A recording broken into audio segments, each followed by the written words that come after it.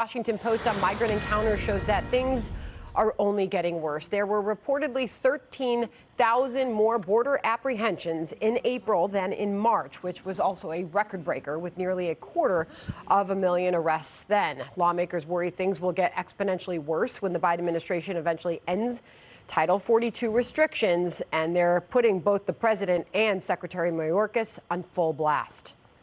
Clearly, not having Title 42 is going to lead to a lot more folks coming to the border unlawfully and being allowed into the country.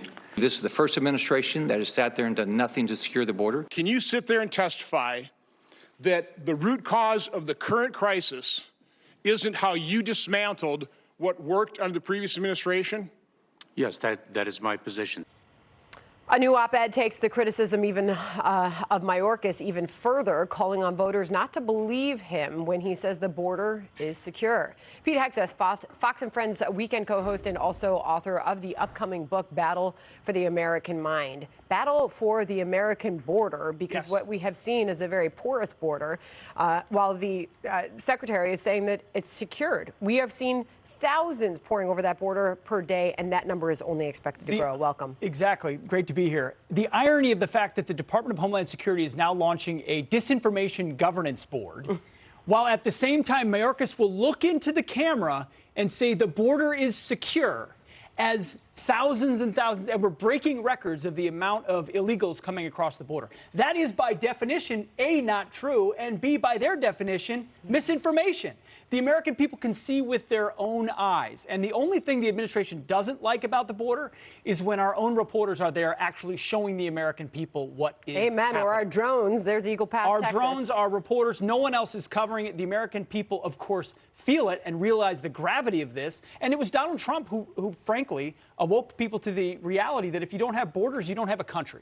And right now, with Title 42, which is not a policy at all anyway, with that going away, those numbers are only going to spike. And yet you had Mayorkas also in that hearing saying, we're not following the inhumane practices of the Trump administration. How inhumane is the drug trafficking, sex trafficking, child trafficking going on at the border, wide open, not to mention the tax-paying, law-abiding Americans not to mention whose communities are now invaded by the this. deaths that are happening. You've got migrants drowning in the river there. You have the National Guardsmen who passed away trying to save some of those passing through. Pete, it is quite something, and it's becoming a huge political issue. The Republican Governors Association, with a billboard in the president's home state, campaign hitting Biden over this border crisis. One of the signs reading, "Days spent in Delaware, 118. Days spent at the southern border, 0. The border needs you, Mr. President."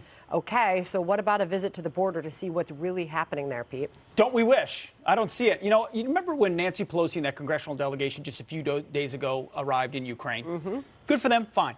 But I saw them pounding the podium about Ukraine and supporting Zelensky, and all I saw was, for once, would we have that type of passion or investment or interest in our own southern border, in our own sovereignty? You saw, what was it? Kamala Harris stand up and say, how dare they do this with Roe v. Wade? Not once have we seen that kind of passion from her on the issue of the southern border, and she's the border czar. They want this to happen. They've been captured by the open borders globalist crowd, which believes no person can be illegal. That's the mantra of the far left. Therefore, borders are yesterday. It's not even about votes anymore. It's this globalist view that, you know, the irony of it, too, is if America was such a racist, terrible place, why does everyone want to come here? We should preserve and protect that for the people that play by the rules and do it the right way. Instead, we're doing the opposite. Pete, lawmakers also ripping Homeland Security Secretary Mayorkas over his department's disinformation governance board, as you mentioned, leading to this fiery exchange about the woman tapped to head it. Watch. When the department picked her, did it know that she had said that Mr. Hunter Biden's laptop is Russian disinformation? I was not aware of that. We do not discuss the internal hiring process. Ultimately, as the secretary, I'm responsible for the decisions of the Department of Homeland Security. Wow, that was a stunner. An op-ed in the Daily Caller slamming the whole idea of that board, calling it the new Big Brother, saying it's reminiscent of the Ministry of Truth in the Orwell classic 1984, and something that would make Hitler's propaganda minister proud. This controversy and the growing border crisis all leading Senator Hawley to call for Mayorkas to step down. During the calendar year, we have 245,390 illegal crossings just this year in the Rio Grande Valley. And your priority is setting up a board and hiring someone who has gone to TikTok to talk about stopping speech. To say that your priorities are misplaced, I think, is a dramatic understatement. And the time has come, I think, Mr. Secretary, for you to resign. It's one thing to run an extensive background check, which one might think that they would do, but another thing, you could have just Googled her.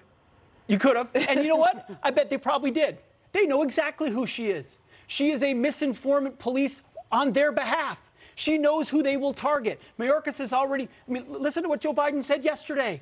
The most extremist organization in American history is the MAGA crowd. Make America great again. You have Mayorkas also saying the single biggest threat to our homeland, white nationalism. And they're trying to conflate the two and say political opponents are extreme and dangerous. And what do you do with political opponents? First thing you got to do is shut them up.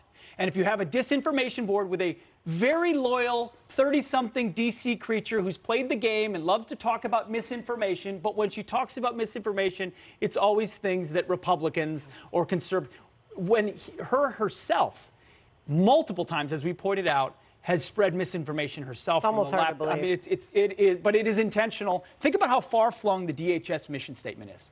In 2001, after 9/11, it was formed to protect our homeland. Now it's facilitating trafficking and open borders at the southern border, and it's leading the charge to silence and censor its political opponents. Talk about a mission gone. Well, it is one of the top issues as we head to the midterm elections. People care about what's happening down there, and we care about you. Good to see you. Great to see you. Thanks, Pete Hegseth, thank you.